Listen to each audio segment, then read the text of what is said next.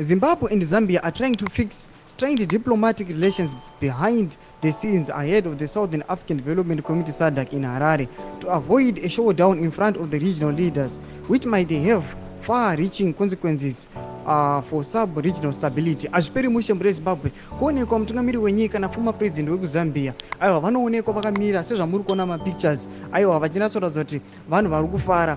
Panotaurwa mashuku ekuti vakuda kudzokedzana, vakuda kusolva their disputes kana kusarirana kwavo kuti regional leaders vachauya agosvika vari in good books. Tambira mashuku abuda nyongwa ndorimbo subscribe like on the bell icon. Tipira vanyora vachiti informed diplomatic sources said President Mnangagwa and his Zambian counterpart Hakainde Hichilema are using various channels of diplomatic engagement to resolve their dispute emanating from last year's flawed and disputed elections in Zimbabwe.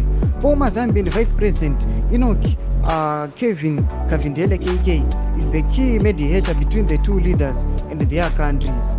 Kavindele, a prominent Zambian business person and former minister, was in Harare on Tuesday for a meeting with Mnangagwa at State House to lobby Zimbabwe's support for a Zimbabwean candidate to become African Development Bank president next year and resolve the diplomatic spat.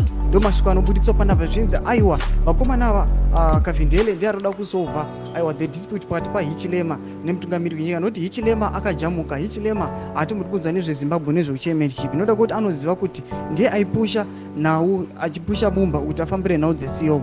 Anouya achida kunzi vamediate naKavindele vari vaviri kuti madelegates paanosvika anosvika vari in good books. Tudze mafungiro enyu pina comment section medu, musanga no subscribe or like, turn on the bell icon.